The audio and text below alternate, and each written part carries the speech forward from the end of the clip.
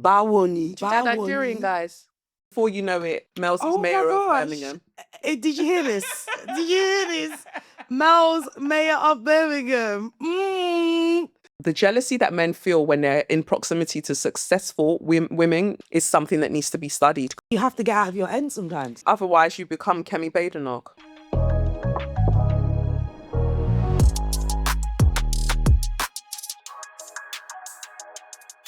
Welcome to Make Sense with Melzy, where we make sense of the world we live in through real culture conversations. Now, I have an absolute gem in the building today, okay? This is probably actually my biggest guest thus far. And she kindly came onto the podcast, and I've just been excited and anxious ever since. Now, this beautiful queen, absolutely stunning queen, she is an author, she's a mother, she's a Black feminist. She speaks the things that you won't say, okay? But she's really very much riding for the people then. And I absolutely love her Instagram, and I wish I could be more vocal like her. Please welcome my guest, Kelechi Okafor. Hi. How are you? I'm good. Thank you for having me. So let's start off with, you're Nigerian, right? Yes. Teach me a little, I can do like broken English. Like pigeon. Yeah. A little word in there. What's in the apple? But like, I need to learn a little high or a buy or something. I need you to upgrade my little. So if it's Yoruba, then you can just say like Bawoni. Bawoni. Yeah. But you you've got good tonality. I know, right? Yeah. Do you know Nigerian guys? I have before. Okay. Because it came a bit natural to you. Bawoni. Now you've taken it further. Bawoni. Bawoni. Yeah.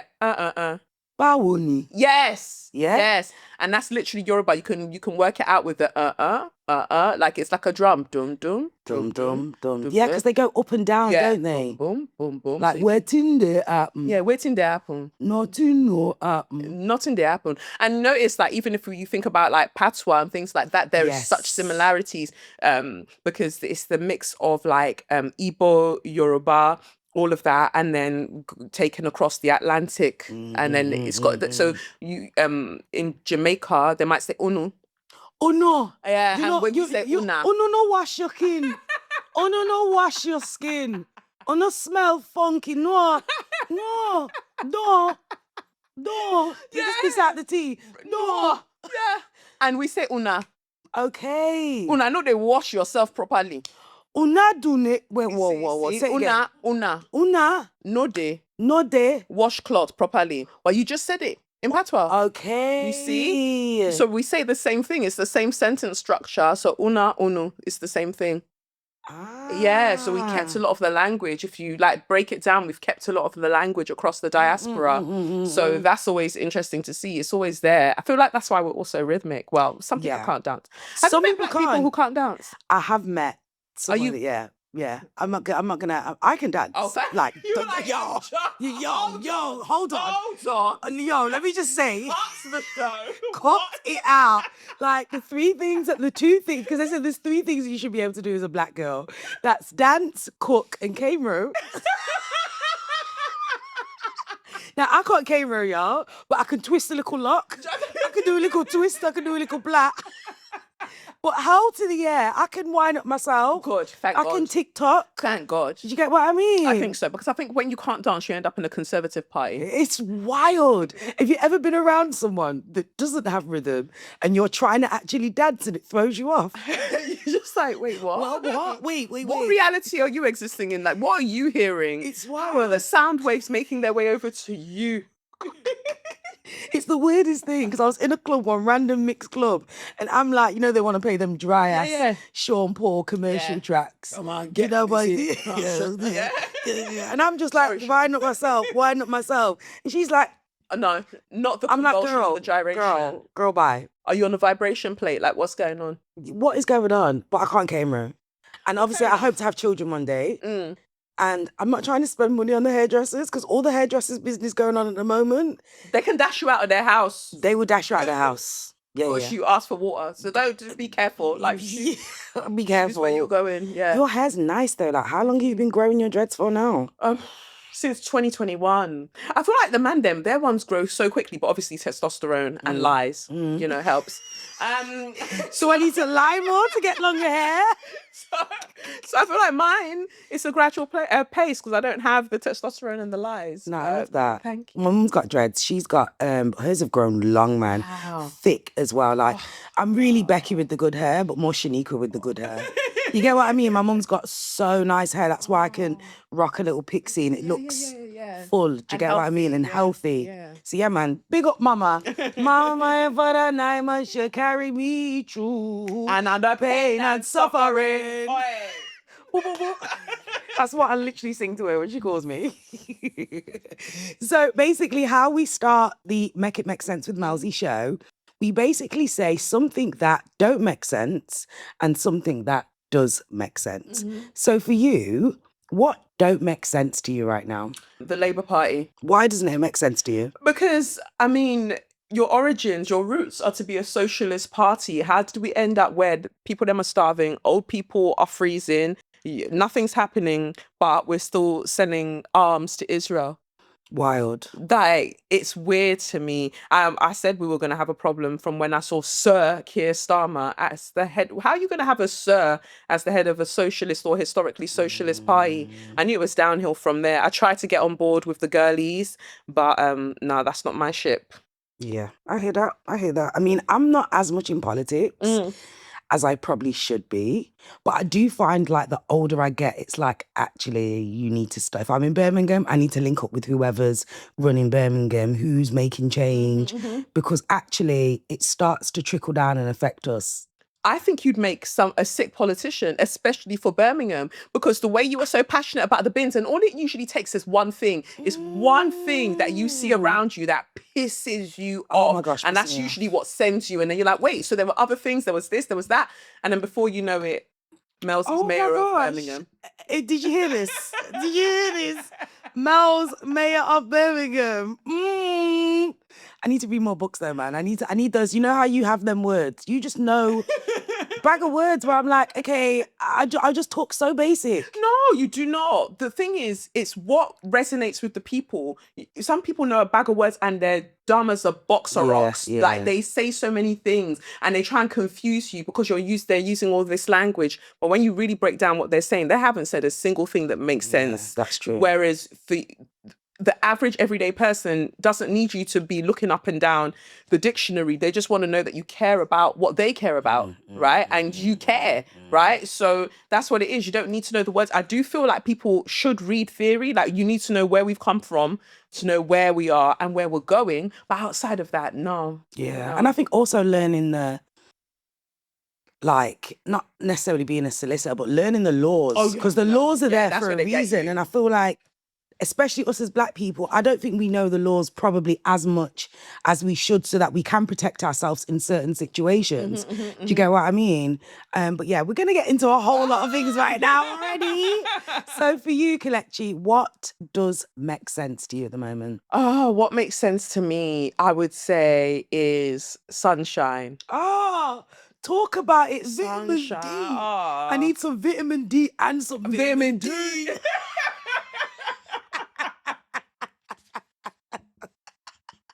Yeah, I need that vitamin D. Right. For real. I feel like people are just happier. Yeah. And then it just goes to show, like, all the other times that we don't have it. Yeah. The misery. The misery. And then you go to other places on holiday and you just see the general disposition, the general way that people are in those countries that generally have more sunshine. Yeah. Like, this is where I need to be, man. I'm like a plant, like cute plant over there. I need the sunshine. You know? Peace lily. Oh, I grew up for 5 years now. Really? 5 years I've had her first plant. She's gorgeous. And my nan was like, it take a real woman figure up, like, you know, Melissa. Be killing them. Girl. Plant killer. It's only recently.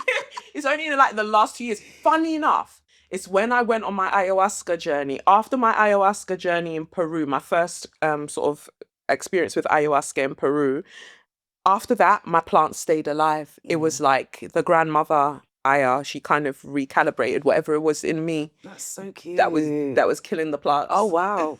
But she needs just balance you out. When is she like, Sister Kelechi, where the balance there? got me together. But also I think because it opened up something in me where I was able to care. Yeah, you know, and I think that's what plants feel. They feel your care. They do. So I wake up in the mornings now, every single morning without fail, I go out to my plants and I'm like, hey, my babies, how are you doing? What do you need? And then I intuitively know what they need. Whereas before I was just like, water, dash of in, fling it in. Yeah, man. I'll be coming into my plants with bottled water. Oh, come on, babes. Has to be bottled. bottled. How am I drinking bottled water? My plants like it. And you're getting the fluoride from the tap. No, not my plant. From the tap. Not my plant. Not my peace lily. My plants are bougie. Bougie. I don't know their historic names, but they're bougie. Yeah, man. Yes. But sunshine, we need some sunshine, man, because I was in Morocco and I just saw how peaceful the couples were walking along the beach and everybody was just smiling and happy and joyful. And I was just like, I really need to live in a hot country. I don't know how I'm going to do it yet. But I'm out. Like, even if I do like 6 months somewhere hot and 6 months here, I don't know how I'm going to manage it. But I genuinely feel like when I've got sun beating on my skin, the way I feel revived and confident and beautiful and just pure and positive. It's just 10 minutes in the sun can really change your trajectory. It can. Look how people run to the park the moment we see a little piece of sunshine. And that's how it should be. And obviously we can't change the weather. But I think weather's also dictated by vibes. Obviously, geologists and all of them people won't agree with me. But I just feel like the UK needs to have better vibes, and maybe we'll have vibes, man. Maybe we'll have more sunshine. I agree. We need more vibes, man. So what don't make sense to me at the moment is, and I'm going to call it out, Birmingham is starting to look like an absolute shithole. Oh.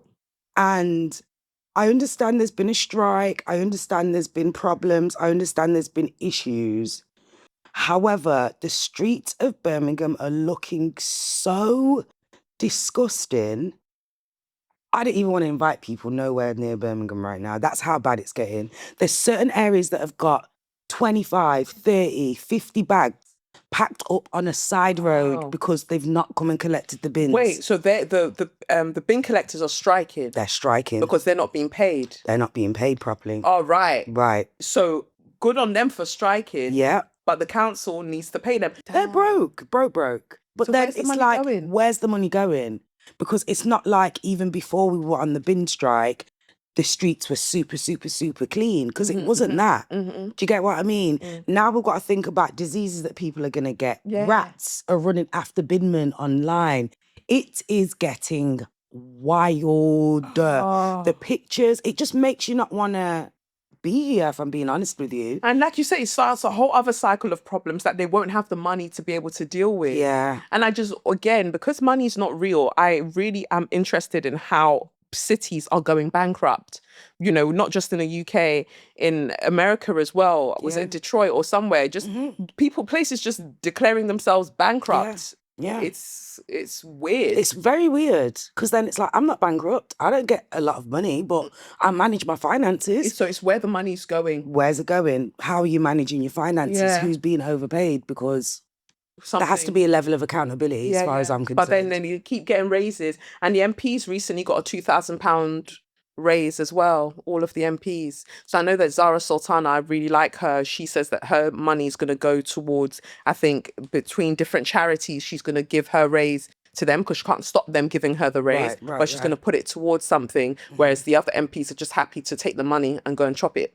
Like, make it make sense. And then they'll now say that crime rates are going to go up, but they will go up if you're not collecting the bins. It seems like they're not related, but they are. Actually, quite an interesting point. Why do you think that's actually related? I'd love to hear your... No, there are a number of things, because we know that crime is exacerbated, or crime goes up if people's living conditions are not where they need to be. If we even just break it down on an energetic level, forget all of the like socioeconomic parts of it. If I come out of my yard and I see bins and everywhere's dirty, I'm vexed. I'm moving with the spirit of vexation. So the next person that I see that talks to me mad, I'm going to react. I'm more likely to react than if I came out and everywhere was clean. Nah, you're right. instantly. Yeah, it makes you feel away. It makes you feel away. And then and you've already got all of these other things going on. Maybe the council hasn't answered you because you've got mold in your flat or something's you've got a leak in your flat. Yeah. So all of these things are added. And when you're thinking about young people as well, they're not getting to speak in the home, say how they're feeling about the fact that their homes aren't up to par,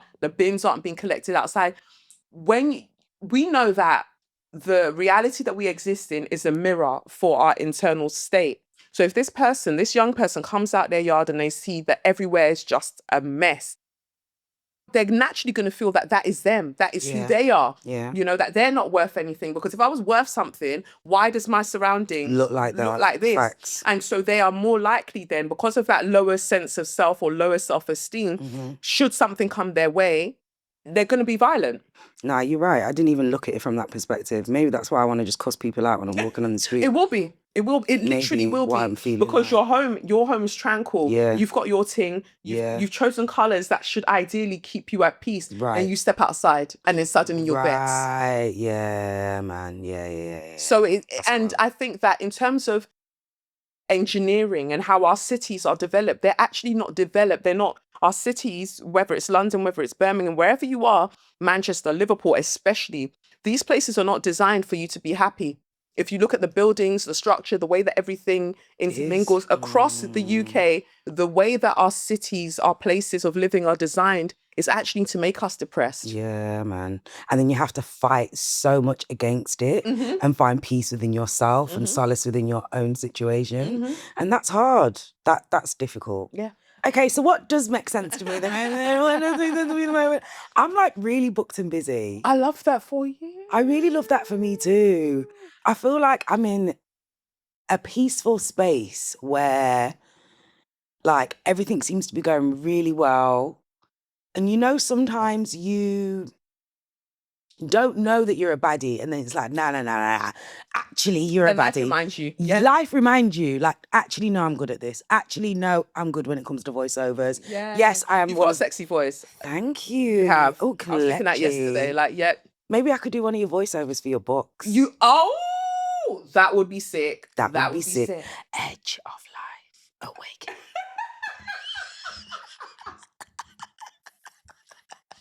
I got you, sis. I got you. I got a studio. I got a studio and all sorts.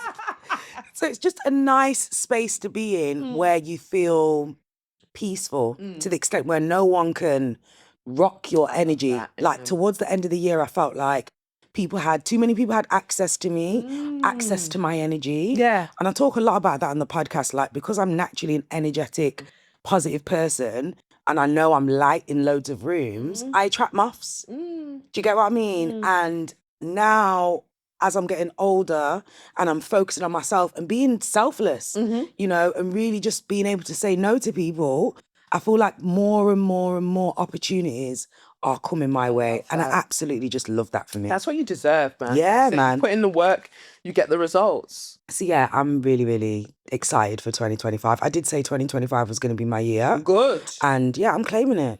It's my year. I'm going to have it all. You know it and you do it. That's it. Yeah. And when you have that sense of, I know I can do it, you don't need validation from anyone else. Just give me the opportunities. I'll knock it out the park. Now, you do so much, Kelechi. Like, and I'm only doing a couple things and I get overwhelmed in 3.5 seconds. Like, how do you manage being a mother, author, your dance studio, all of the other things that you're doing? Like, how do you manage that? I don't think I do. I feel like more people need to be honest. Like, for me to do all the things that I do, I need to schedule in regular crash outs. I just, recently I just disappeared from online for about 2 weeks or so. I think that it's healthy and necessary to create spaces where you can just fall apart. And you'll say, like, sometimes you can schedule it in, sometimes you can't. Yeah. And then you're like, all right, cool, I'm ready to go again. Yeah. Because if you imagine you're in a boxing ring or a gladiator arena, you're fighting all the time. If you do not find a way to strategically be like, I'm going to go and take a water break, you're going to get your head knocked off your neck. So you have to have spaces where you can go and break down because there's a lot to absorb with what's happening in the world. And I think that beyond all the things that I seem to do physically, I think that that's what it is for me. It's the being aware of the energy that's in the world and where does that go, you know? Everything I do is linked to how does this make the world a better place? How does this make the people around me feel safer in a seemingly unsafe world? And that is not a task that I take lightly. So there has to be times where I just kind of go. And ultimately, I understand that everything's a season or everything works in seasons. So I have the studio. I started the pole dance studio in 2016. Now I've got a really, really good manager. I haven't always had good managers. I've got a really good manager that manages the studio. So it's not something that I have to actively think about all of the time. I do all of like the paying people and you're a boss. Girl, basically what she say, I got payroll. I got people on the payroll. So, but that's hard as well. Like sometimes finding the right people. That's the hardest part. The hardest part of anything that I do is people management. Yeah. It's building relationships, maintaining relationships. People can come in, and I think because from the outside, it's like, oh, well, if Kelechi can do all of those things, I can go and do some of the things. It's like, you don't know how much sleep I get or don't get. You don't know how much it takes. And when you do the work the way that I do the work, there is no such thing as a weekend. You know, the weekend. I've not seen a weekend for the whole of 2025. There's no such thing as 5 p.m. Yeah. You know, I just go. Yeah. And because of the pace that I go at, people come in thinking they can keep pace and they can't, and they fall by the wayside. And then they're struggling, they're crying, they're screaming, they're throwing up. It's like, yeah, see, this isn't for everybody. To do all of this is not for everybody. You're not going to be able to do what I do. I welcome you to try, but it's going to take a lot. And that's so important because I feel like certain people can manage multiple roles and multiple things. Like I think I'm neurodivergent. I think I'm very much neurodivergent. Maybe the ADHD spectrum. I've not done the test yet, but I actually know that for a fact. So how I might see something is completely different to how somebody else can see it. I'm quite pedantic. I like things to be done in a certain way. I like things to look a certain way. That's why, like, when I put content out or put something out, the quality is just there. Good. Which can be a good thing and a bad thing. Do you get what I mean? Being a perfectionist. Do you get where I'm coming from? Yeah, but even sometimes, you're an active perfectionist. Sometimes the idea of perfection stops people from, you know, doing things. Right. I just go for it. Like, it is what it is. It's an opportunity. Why not? So even with being approached to write books, I knew I had the stories in me. So when I was approached to write a short story collection for an anthology, I said, why not? I had an idea.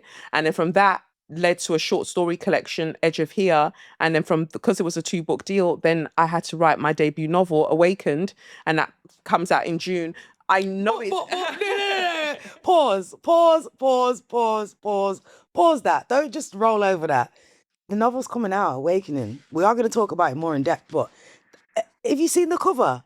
Your cover looks shiny. No, that looks shiny. With the gold foil. That was the designers in them. Like that's dope. And I love what they've done. Even the proof copies, it looks really, really cute. I can't wait for the hardback. Yeah, man. But yeah, it's a lot. But having a good team, it's very, very hard to come by. But when you do, it makes all of the things sort of run smoothly. But there was a season for the pole dance studio. It's doing its thing. Then there was a season for building the children's home in Nigeria. That's doing its thing. We've got good staff and the children seem happy. Right. And then there's a season for writing. So I feel like I am sort of in that writing season now. There was a season for podcasting on a public vibe. And it's allowing the seasons to move through. I think because we live in a capitalist hyper-consumerist society, where people are always wanting to take things and it's very extractive. They never think about sustainability and putting giving, back. Yeah, they don't think about giving back. It's just taking. And for that reason, people think that something should just continue indefinitely. What about having things that stop? Why, even when you think about companies, why is it year on year you must have growth? Yeah. Why is it not possible to just stop? Why is it not possible to just maintain? Yeah. Right. And so that's how I think about the things that I do. It's okay for something to quieten down so something else can go. I love that. Like, I love that whole explanation because sometimes you feel like you have to keep everything going. So I went back to drama school, identity drama school, going really, really well. But I have to pause it because it's like, actually, maybe it's not the season for that right now. Like, things are really picking up with presenting and podcasting. So I need to run with that as a season. What am I doing? What are you doing trying to do all of the things? Right. Like, and like we say, there are some people that want to do all of the things simultaneously, but actually, if you look at it, they will always have something that they put down for a bit to do that next thing. They're not doing everything at the same time. It looks like that. It looks like it, but but it's not. It's not that. It's not that even. And I think when we sit down and even observe our plants aren't just constantly growing. There's a time when they even are quiet. They go into solitude. As people with wombs, like, again, it's our society that makes us think that even when you are bleeding on your cycle, you should be out working. That is crazy behavior. Crazy. Yo, when are we gonna get time off work when I'm on my period? When? And it should be the case. It should be the case. I can't even go to the Kelechi, I can't handle this, man. I can't handle this cycle. And it's been however many years. And because it's not meant to be handled, it's meant to be honored, right? And we live in a society that makes us think that that we should pathologize the things that are natural to us, like our body has a natural cycle. It's got the immediate cycles that we recognize monthly in terms of bleeding. But on the long form, it's like you're a child and then you go through puberty and then there's this stage and then menopause or perimenopause, then menopause. All of these stages are to be honored. Right. But then when you live in a patriarchal capitalist society, it makes you feel like, oh, get on the shelf. You're getting old. Piss off. And it's like, no, that's not actually how this works. There is a stage for everything. I used to be the kind of person, having been a fitness trainer for so many years. Yeah, because you're fit, girl. No. I can see your abs through your jumper. Like, yo, when I get to London, yeah, I'm like, okay, let's get on this pole. She's going to have me on this pole, yeah, and I'm just going to drop down one time. No, you'll be sick on the pole.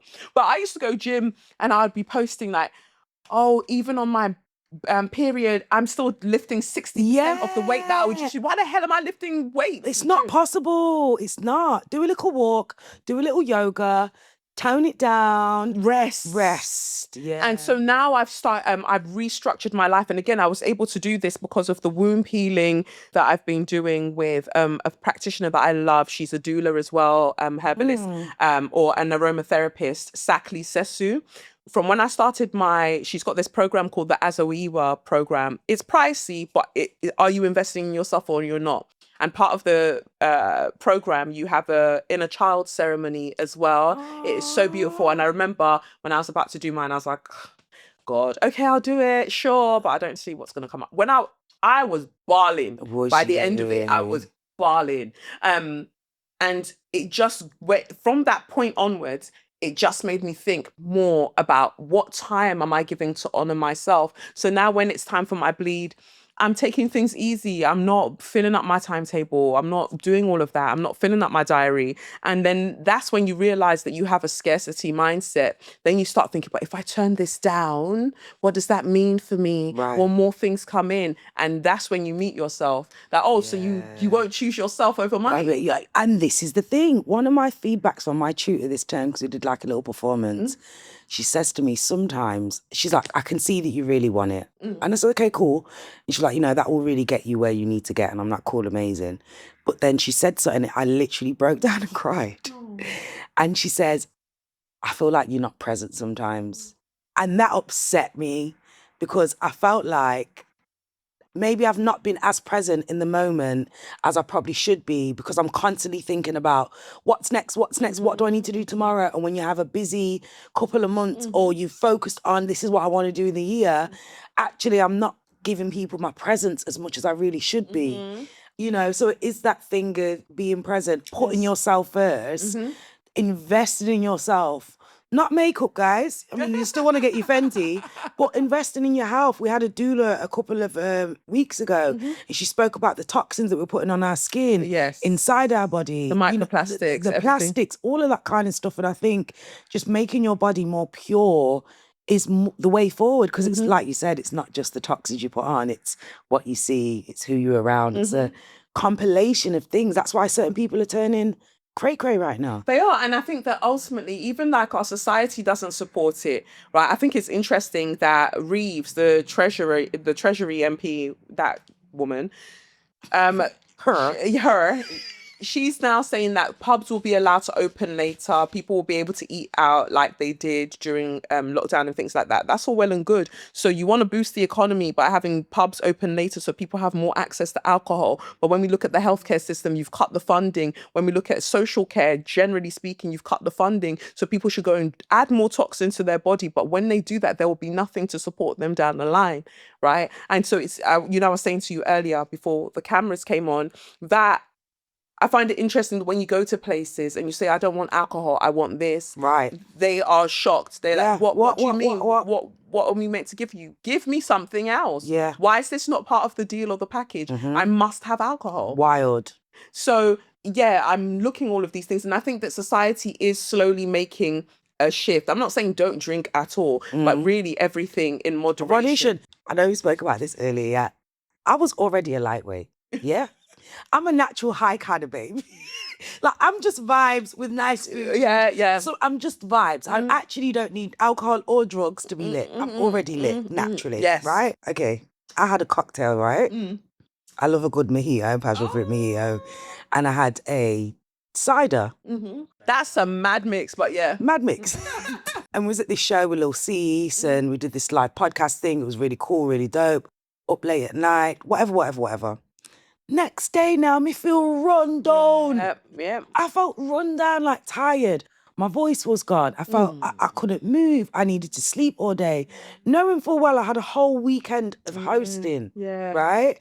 So I'm not sure whether it's a mixture of not getting enough sleep, then the toxins from the alcohol seeping into my body. Then it's like, okay, if you're not having your protein and your fats and your carbs and you're not eating right, we're just going to shut you down, Melz. Yeah. And I feel like that's where my body's at right now. It's very scary.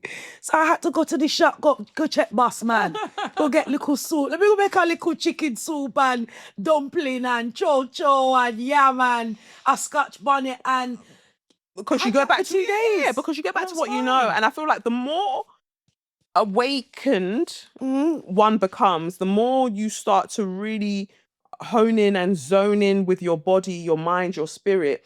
Your body will tell you immediately if it doesn't like something. Immediately. So suddenly you believe that you're more sensitive to things, but it's like, no, you've been ignoring me all your life. Yeah. But now that you're paying attention, I don't like this and I don't want this and I don't want this. And then you start to cut it out and then you just see how on an energetic level, you feel different. So for me, that's what it's been. I feel like I went to going to Peru and then I had another para. Peru, para. I had another ayahuasca experience last year as well, around my birthday. All I noticed about these things is that once I'd had those experiences, there are certain things that I just do not want to gravitate towards. And I feel like alcohol was one of them. It's just like my body doesn't like man, it. it's not, my body's rejecting it now at the moment. And it's sad because I like a little porn star martini. I like a little cocktail. I'm not even shotting tequila and them thing there. Yeah. It's just the basic B drinks that I'm not even responding well to. Your body's like, nah, we've had our time. We've had our time, yeah. And not that you won't, dabble here and there. Yeah, but ultimately it's like, no, I don't want that. Wild, straight water. And liquid ginger ale, that's as far as it goes. What was it like for Kelechi growing up? And was you always an outspoken babe? No, I wasn't actually. I think it's something that I sort of grew into due to experiences in childhood, traumas and that. I wasn't very outspoken. And I had to work at like bringing my voice to the fore. And I think that life works in extremes, right? When you're becoming more self-actualized, you go to the other end and you're yapping all the time. You haven't even thought the thing through. You're just talking. And then eventually, hopefully, one begins to find some kind of equilibrium. You start to find some kind of space where you're balancing yourself out. So I was born in Nigeria, came to England when I was 5. And from Nigeria straight to Peckham, so still Nigeria, still Lagos. Yeah. Nothing's changed.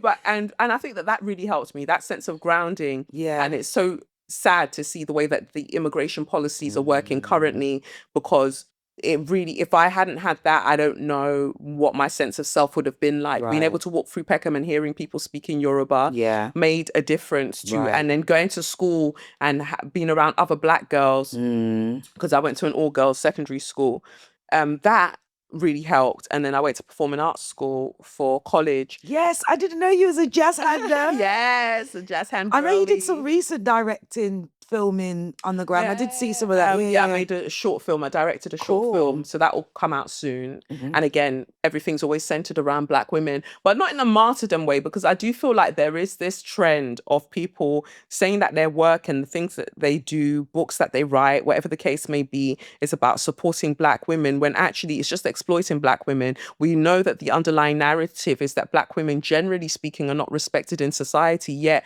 we are the culture, we are the vibe, we are the moment, and always have been, right? But people exploit that and they say, oh, I've made this for black women. But if you look at how they treat black women in their day-to-day lives, they don't rate them. It's just a money-making ploy. And I don't ever really want to be around those kind of people, especially when I clock it. As soon as I clock it, I just think, nah. And people do it. They pander to black women. They've got an album coming out. They've got a book coming out. They've got a whatever coming out. It's suddenly black women are so amazing and they're so resilient. And black women, no, sometimes black women are pricks. And sometimes we get it wrong. And that is okay. We should be allowed to do that. So why are we pushing this one-dimensional narrative of black women, that black women are so magical? Yes, we are, but not in the way that you're trying to say it. It's almost like we've moved away from the strong black woman trope into another type of trope that still objectifies black women. And so for me, yes, my work centers black womanhood, in a number of ways, but it's looking at the multiplicities of what it means to be a black woman. I, as a black woman, growing up in Peckham, is very different to a black woman that grew up in the favela out there in Brazil somewhere. Right. She's got a different experience than me. Facts. So I want to know, while I can't speak to her experience and I'm speaking to mine, I have to make it clear that this is just my experience. Yeah, my experience. While there might be universal aspects to it, it's not everybody's experience. No, and that's so interesting, because every black woman's experience would be different. Even if we look in the UK, a black woman's experience in Liverpool is going to be completely different to someone in Birmingham. Yeah. And it is that we are multidimensional. We do have different experiences. And sometimes where you are from changes that experience. It does. And also, how often are you around? I can tell by hairstyles, and like I said just then, eyebrows, how many black people a black woman is actually around. Really? Yep. How many black women am I around? A lot. Clearly. I'm so animated, right? Clearly around black women. And it's not a slight to them. It's just that instantly there are signifiers that you pick up and you're like, this person doesn't have many other black people around them from where they've grown up. That doesn't make you any less in my eyes. Yeah, of course. Just means that what I might say might not immediately resonate with you. Right. So I just got to temper that. Maybe lower it a little bit. Lower it. And then we just work and we build. But there will be similarities, there will be things, but just got to work with it. And everybody's experience is valid. Every experience is valid. But I feel like in the UK sometimes, because of the nature of London, it's like the London black woman experience must be everybody's experience. Meanwhile, the goddamn in Dublin are like, that's not my experience. That's not my thing. So it's making space for that as well, and allowing space for black women to be wrong. But we know that the repercussions, the consequences of us being wrong and being wrong publicly is so different to what everybody else gets. So I understand wanting to like prop us up, but I don't want to be propped up. I don't want to be on a pedestal, because I think there's a violence in that as well, that the internal anxiety you feel that you are not allowed to get something wrong. Yeah. I mean, I came from like more or less an all-white area. Like I had to get out of my area so I didn't lose my blackness, essentially, I was in a school where there wasn't many black girls that looked like me. It was rubber lips. It was the black boys didn't really date the dark-skinned girls. They were dating, either white girls or mixed race girls. So I did probably have a little bit of a identity crisis. I can actually openly say that. But I knew I was good enough. Yes. I just wasn't in the right environment to feel that. Do you know what I mean? Whereas I feel like Birmingham's multicultural. Obviously, I was in London for a couple of years. I studied So it's like, even meeting girls from Africa were like, that was jarring to me. You speak English and you're from Africa. Wow. And that's wild to even say that out loud. But from certain areas outside of Birmingham, the little country bunking ends where there's one black person, it's like, oh, you're African, you've come straight off the boat, you don't speak the language, you don't speak. But I was like, no, there was girls that were just like me, that were born here, that were Ghanaian or Nigerian or had different food. So I feel like it wasn't until I got out into those spaces and then, like you said, resonated with those experiences, that's when it was like, okay, so it's not just me. Exactly. So I feel like you have to get out of your end sometimes. It's a life or death situation. Otherwise, you become Kemi Badenoch. Yeah, so. Let's talk about the angry black woman. I think it's something that I've been called an angry black woman before. And maybe I was angry at the time. So, I'm what? But it created such a narrative, especially growing up for me. So it's probably the same for yourself in the 80s and the 90s on TV. We used to see it a lot, how they would push that out into the media. How do you think that affects the average black girl when they see that? Because I feel like I had to unlearn some stuff. They try not to be angry, and that's what's sad. The liar knows the truth, is what I'm always reminding myself. The liar knows the truth. So when we are called angry black women, it's not because we're angry currently, it's because we should be angry, because the liar knows. And so the liar will tell you already that you're angry. So you do the opposite thing, and we perform respectability, whether it's through having a middle part bust down wig, or however we want to make ourselves very, very corporate, however we present. We want to, as much as possible, show that, look, I am fitting in with your narrative. Everything about me should signify tranquility, and like, look how docile I am. Whereas actually, you need to be angry. Anger, as we talk about, is a superficial emotion, right? Because underneath anger is usually sadness, it's usually grief, right? It's waiting there.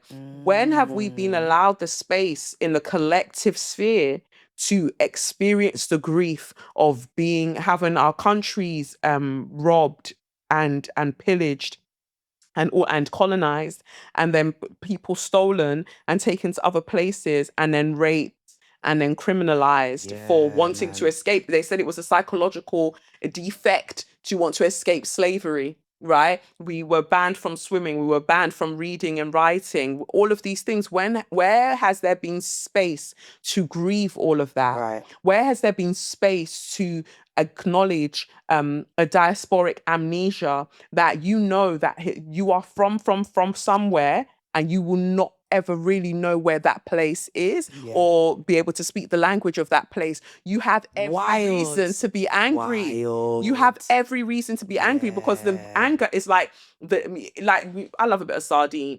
Me don't like them, you know. Me don't like mackerel or sardines. No. And you peel back the tin. Yeah. The anger is the tin, the lid that you peel back. And then inside, you've got the thing that you need to deal with, right? And to not allow you to peel back the lid of anger is to deny you access to your sadness, to your grief, to mourn all of the lives that you could have known, all of the timelines that you could have been on, that's been stolen from you. And so if somebody were to say to you again, oh, you're being angry, yes, I am. Now this what? Is why. I might not even know why. And I'm not going to explain to you why. The fact of the matter is, you thought that you were going to disempower me by telling me that I'm angry. I am. And so now that I've taken away that weapon from you, finish your sentence. Because usually they don't expect the conversation to go beyond that. They expect the conversation to be, oh, you're being very angry. And you go, well, I'm not. Well, because I'm not. No, I am. And what? What is wrong with feeling that? Well, I'm still a human. But then we see that black women specifically are overrepresented when it comes to autoimmune diseases, and that is directly correlates with a repression, a suppression of anger. Really? If you do not feel your anger, your cells start to mutate, and then your system shuts down, because your system's like, something is happening. Really? Something is happening. Is that kind of also attached to like being emotional and letting emotions come out and stopping that? And stopping any emotion, any like seemingly negative emotion. And notice how men aren't highly represented in that sphere of autoimmune diseases because throw the thing off, or I go and punch something, or I go and do this. They have space for all of that, and yet they're called the logical ones, right? But women generally will suppress their emotions, especially if they're caregivers. So if they happen to be mothers, sisters, daughters, and they're helping in some way, wives have a lot Talk about of it. that. Responsibility. But so with autoimmune diseases, your body attacks itself because it believes that it's under threat.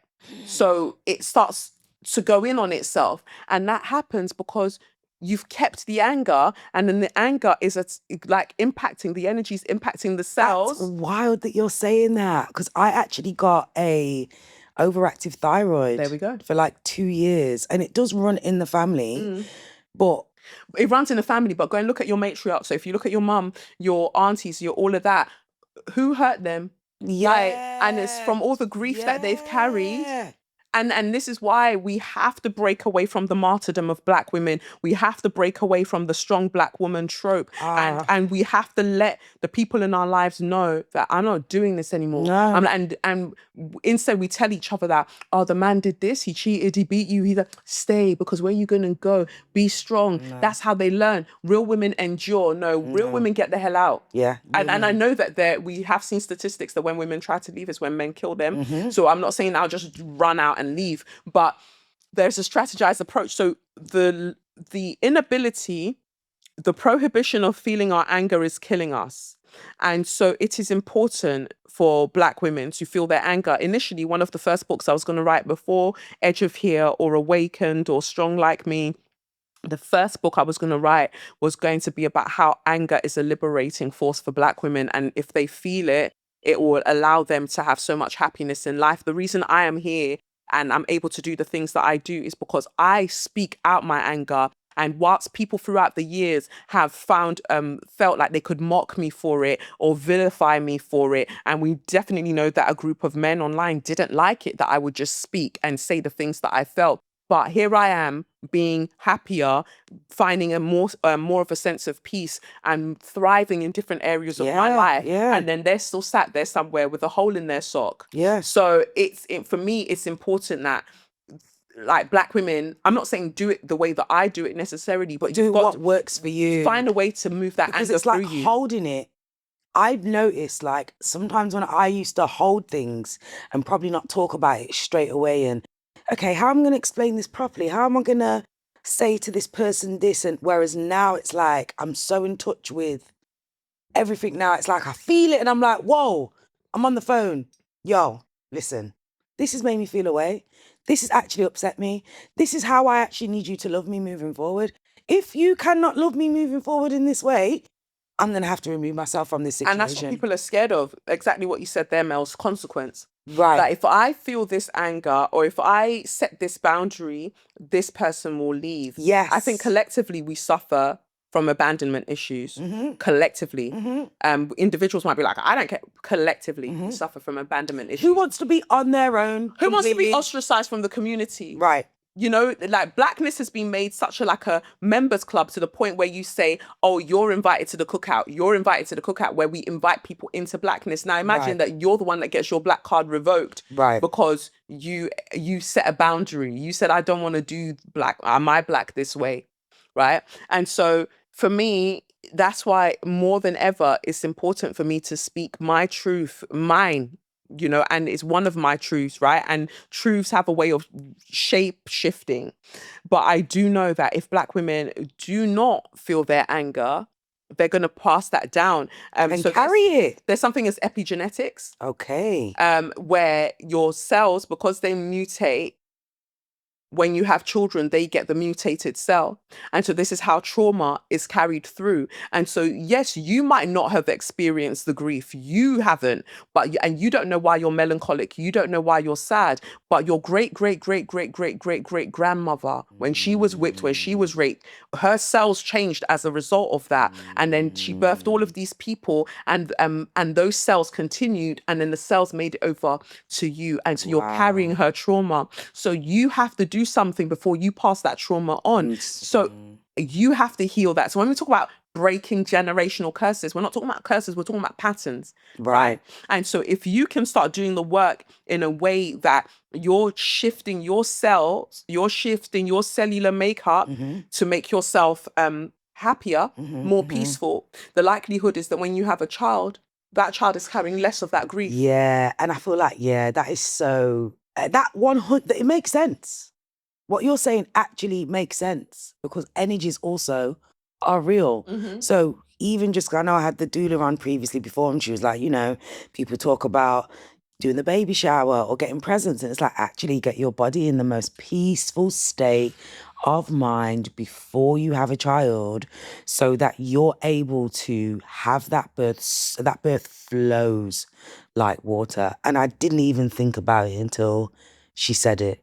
And it's the capitalist nature of how we even treat these things, right? A baby shower isn't so much about the presents, right? Cool people have brought you things.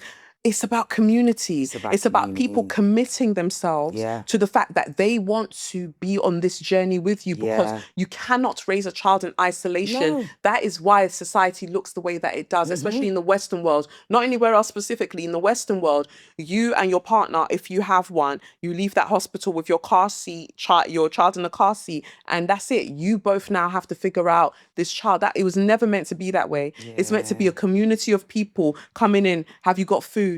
Do you need us to bathe the baby? Do we need to press your tummy to help you start moving the fluids through you? What do you need? Right? And when that isn't there, of course there's going to be issues. So the baby shower really historically is a time of people coming together to say, I've got you. Like whatever happens in this situation, I'm with you. So usually they're bringing you gifts as they do now sort of to facilitate you having an easier experience with this child that you've now brought earthside. Yeah. Right. And it's how we've sort of bastardized, commodified so many sacred moments in our lives. And we just see it as, a baby. I've got a breast pump.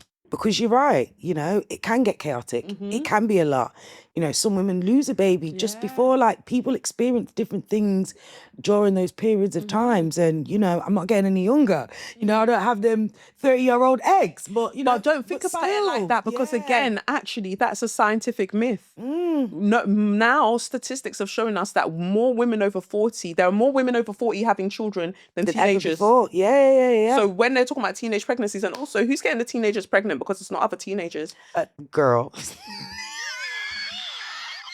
I shouldn't laugh, It's not actually a laughing matter. Grey back men. It's men that are getting these teenage girls pregnant. So that's one thing. But that's for another day. That's but as what we're talking about now, we're noticing a trend of more women over 40 having children kids, because they're more financially stable. They've gone through their career. They've got a sense of self. They've gone through all of their bullshit. Like, I feel like you get better the older you get. Because that's always been the truth. And this is what I was saying earlier, that the liar knows the truth. Right. And so because the liar knows the truth, the liar will tell you that, oh, no, young girls are better. Young women are better. 20s, they're at their peak. They're beautiful. They're wonderful. All of you lot over 35 hate you. You're expired. Yes. Nobody cares. Nobody it's on the shelf. It's actually the opposite. The reason that you want the younger women is because their brains, you think that they haven't developed, they haven't had as much experience. So you can start trying to mold them into what you require, right? Whereas the older women usually will have a stronger sense of self and will be able to notice more red flags than the average younger woman. So whenever you have these thoughts coming to your head about a biological clock, remember that a lot of these things have been pathologized by liars who actually know the truth. Your body is your body, right? When your body's ready to do its thing, it's going to do its thing. Yeah, man. Exciting times. So obviously we've talked about a little bit about the angry black woman.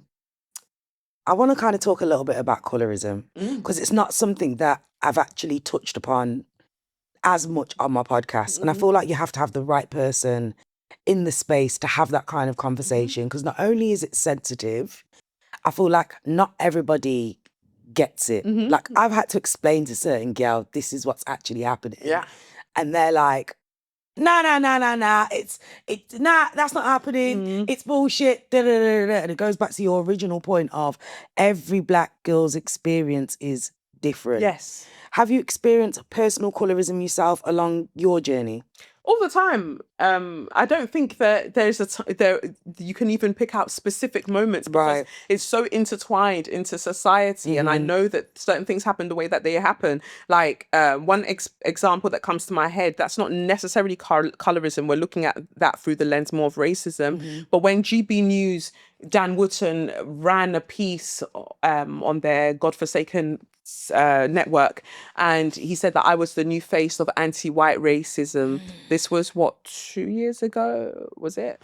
Did they put a picture up there as well? Put my picture, everything, put a video, because I was talking about Lucy Letby, and I was saying I don't understand why mainstream media is behaving like, oh my God, this is such a shock, when actually, statistically speaking, most serial killers after white men are usually white women around her age, and they usually work in caring professions, right? So there's nothing anomalous about what she did. She's not a random person. It actually matches the statistics. It's just that we don't see it. Because again, the liar knows the truth, and we are always presented with the idea of white feminine purity, that white women, they're fragile, they can do no wrong, when actually they're, historically speaking, they're active participants in oppression, right? And I don't even feel like I need to quantify that or justify that with not all. Use your sense, right? We're talking about in terms of the system. I made this video, it went viral. Ashtika from Novara Media, she tried to set people on me, which is interesting when we talk about people of color. So Novara Media as a whole, Aaron Bastani, all of them, they were just like, oh, this is ridiculous that you would say this. So obviously the right-wing trolls that follow them started sending me all manners of threats and everything. And on top of that, GB News, Dan Wootton ran this piece, and Kwasi Kwarteng was there.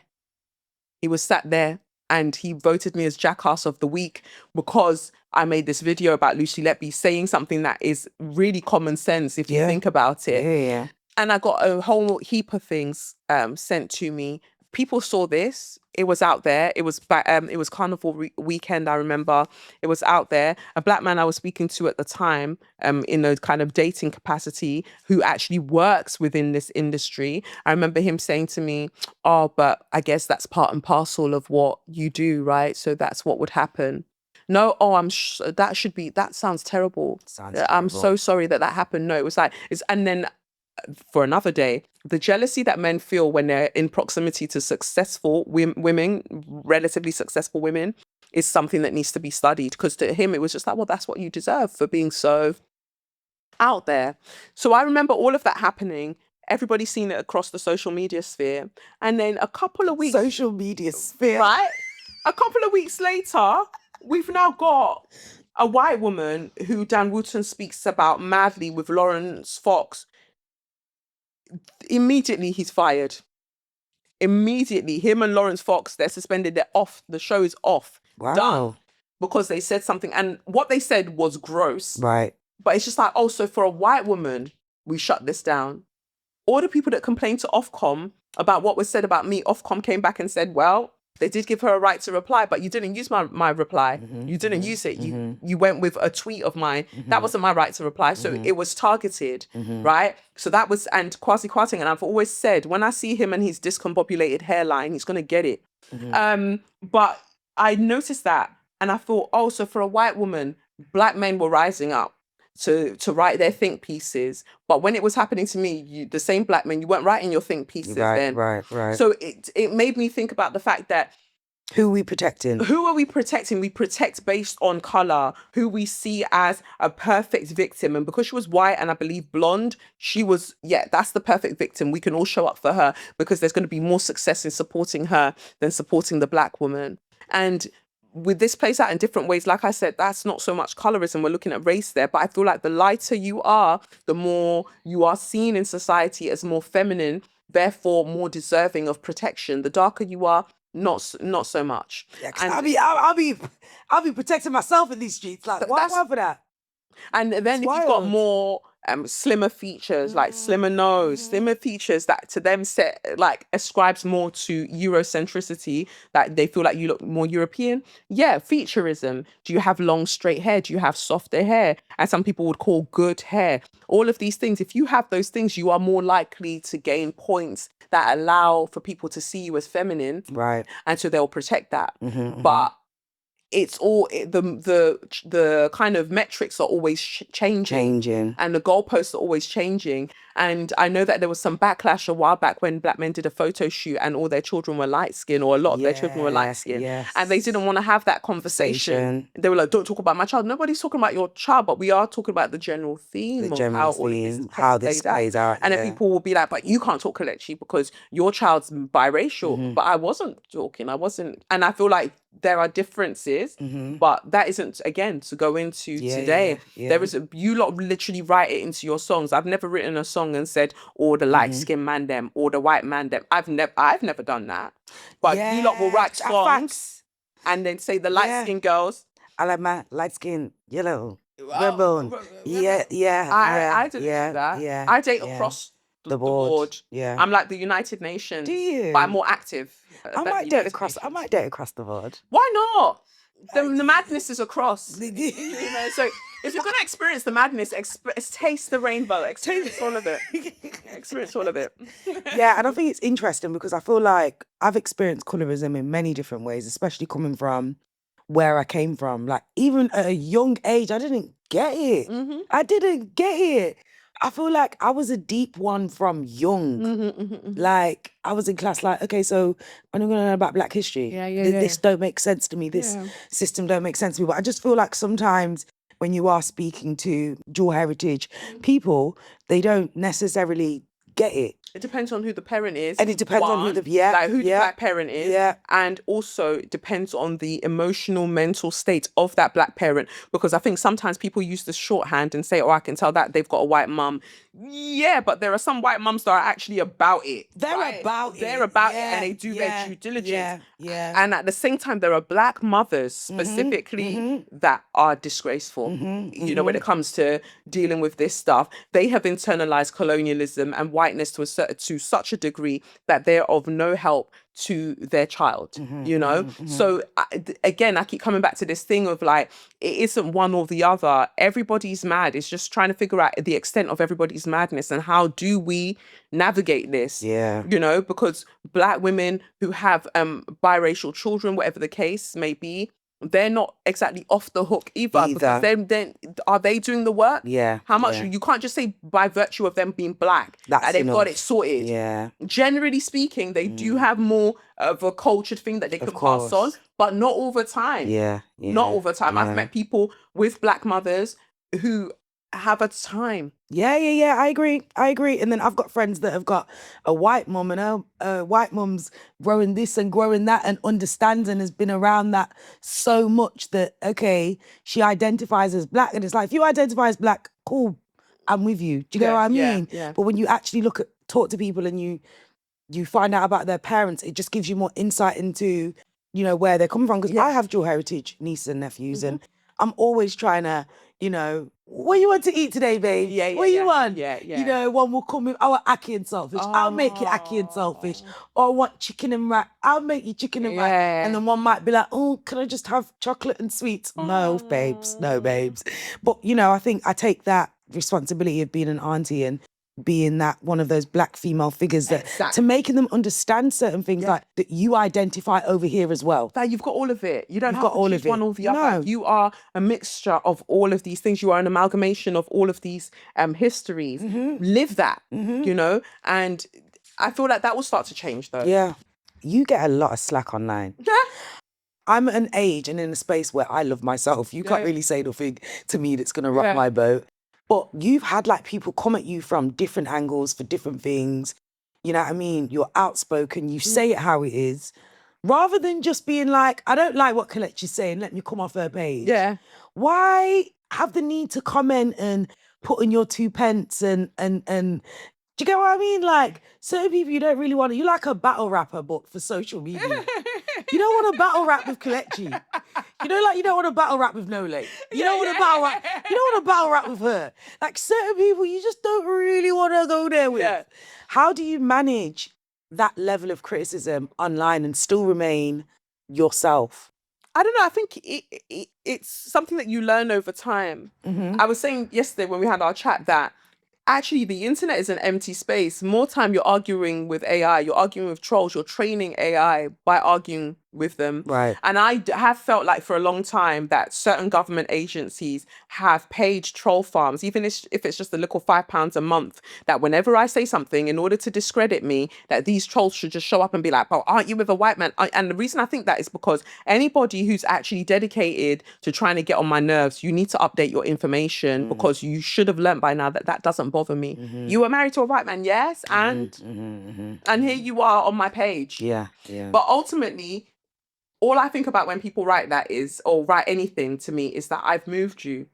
I've moved you because I've got under your skin. Like, indifference would be something. Indifference is an option. You could feel nothing, you could move on, but I moved you to the extent that you now want to comment. Yeah. And I know that the internet is about commenting anyway, and people write in this, that, and the other.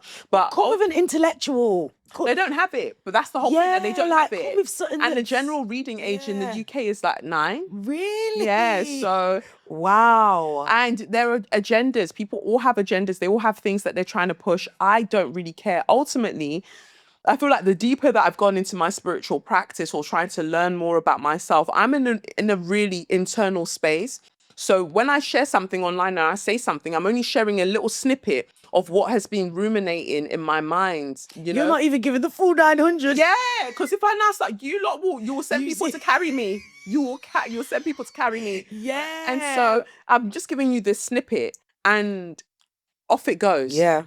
I don't actually care about what you have to say in response to that. I feel like the people who it resonates with, it will resonate with. And the people who it doesn't, because they haven't reached there or they're not on that trajectory, that's fine. And you know what? I feel like people probably think you say everything.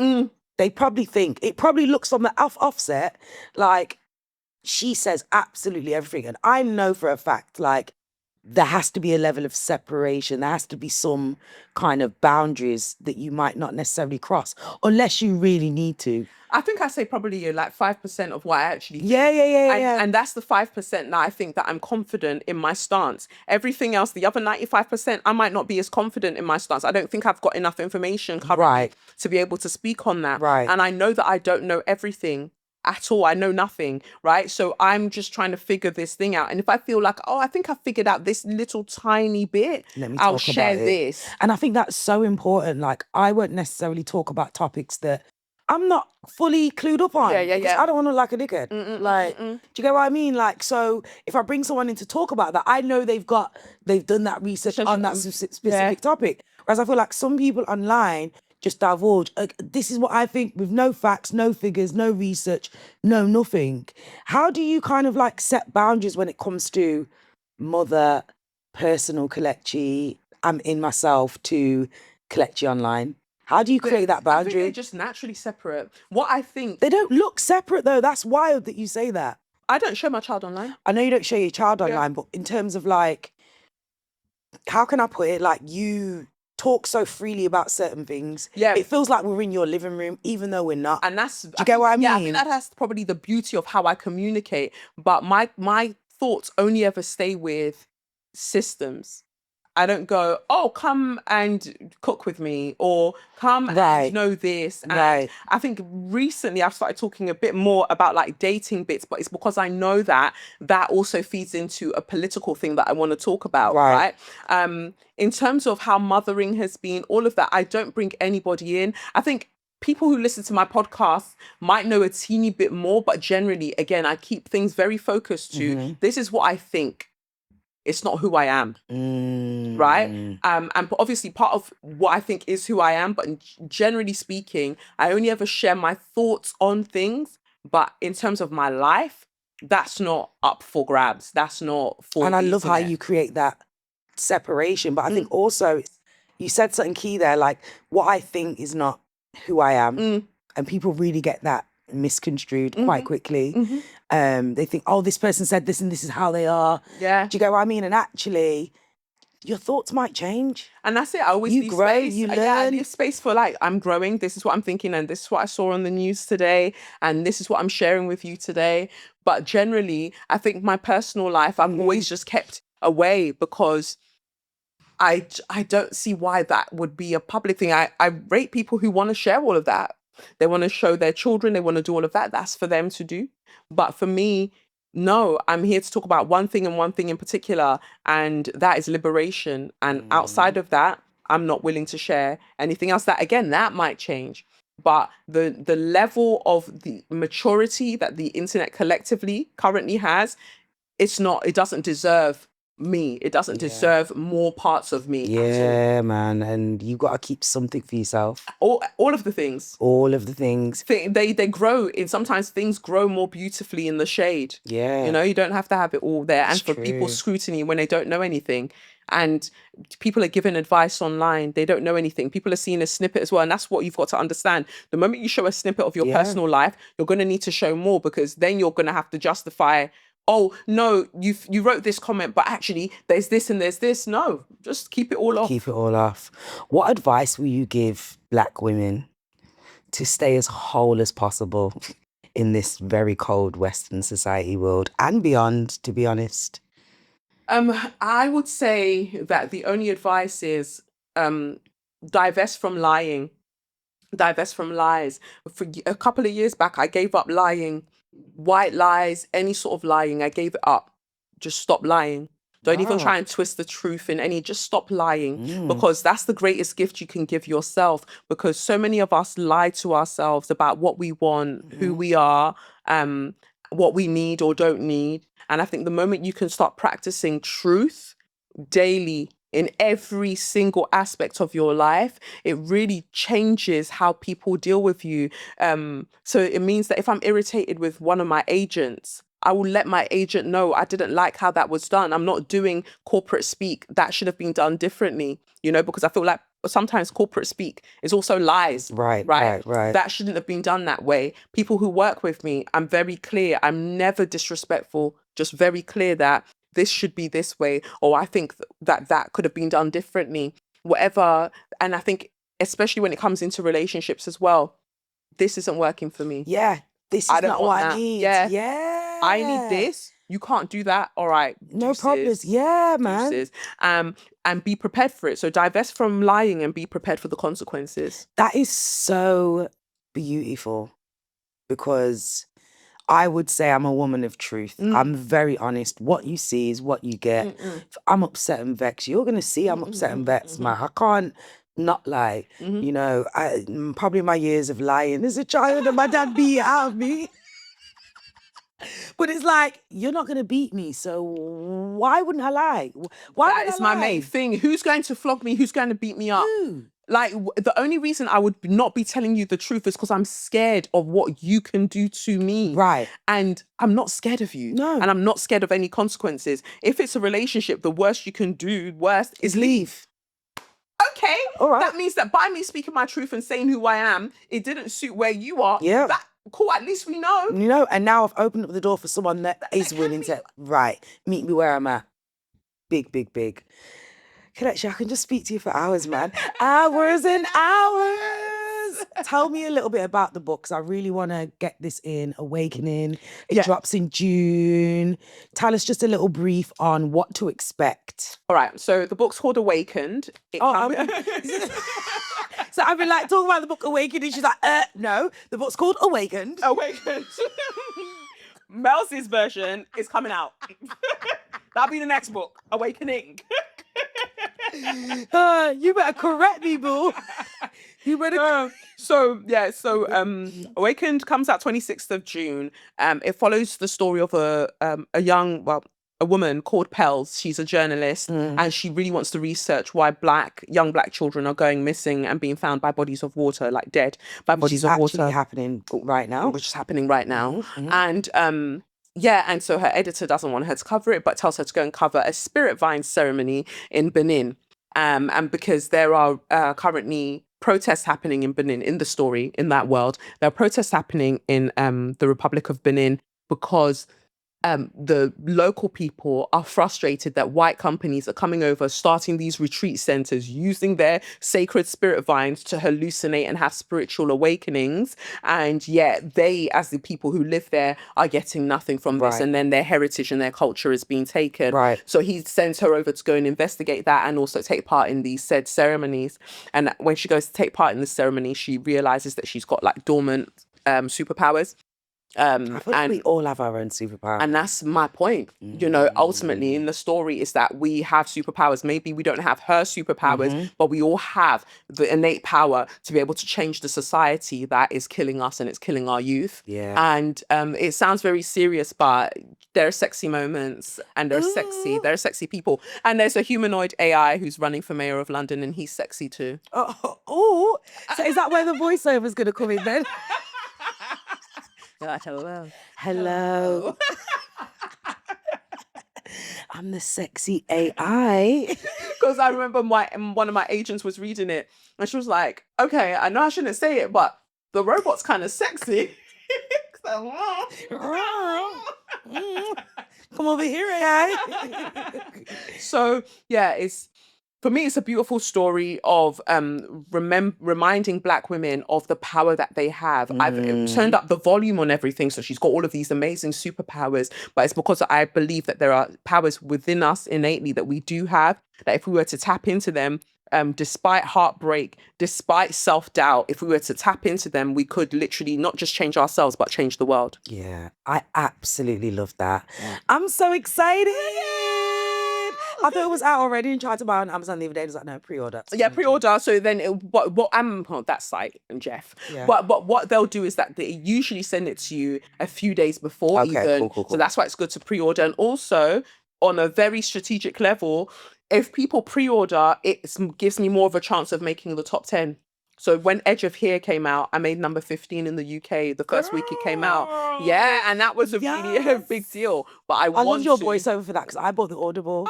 I love the voiceover for that. It's so cute. You're so cute. So yeah, so in for this one, I would like it to reach 10, but at the same time, I know that everything's happening in the world. Genocides are happening, so not everybody's prioritizing Kelechi's book. But if you can, it's good to pre-order because then it counts towards my first week of sales. You've got it there, guys. Go and get the book. Thank you so much for joining me today. For having me. You need to come to my live show, Kelechi. When is it? 28th of June. I'm going to do a bit of a role play. That's Glastonbury. I'm at Glastonbury. You go to Glastonbury? I'm speaking because they've got a stage now for panel discussions. Really? So you'll be hearing and you're still having conversation. The state of the world. Edge of Hill. Oh my gosh. Otherwise, I would have been there. So your next one, if you haven't next one, I'll be there. Definitely. Thank you so much for joining me today. It's been an absolute pleasure. Obviously, we spent a lot of time together yesterday and just having you in my space. And I appreciate everything that you do and just having a voice and saying things that some of us Black women really struggle to say and just riding for us. And I just appreciate that. And I'm glad that you're in your inner space because I know how powerful and peaceful that can be. And I just absolutely love that for you. Tell everybody where they can find you. Well, I'm across all of the things Kelechnikov. So that's my name plus Nekov. Yeah, Kelechnikov. And the studio is Kelechnikov _studio if you want to ever do pole dancing. If you're in London, come through. Amazing. I'm going to come to do pole dancing next time in London. I'll be calling you. I'll be like, girl, I need to go and, work on these arms. Thank you so much for tuning in to another episode of Make Sense with Melzy. It's been an absolute blast today. This is the space of substance, gems, and jokes. So you know what you need to do. Of course, the live show is coming up real soon, and I want you all to be there. Thank you so much for joining me today. Sending peace, love, and light. We out.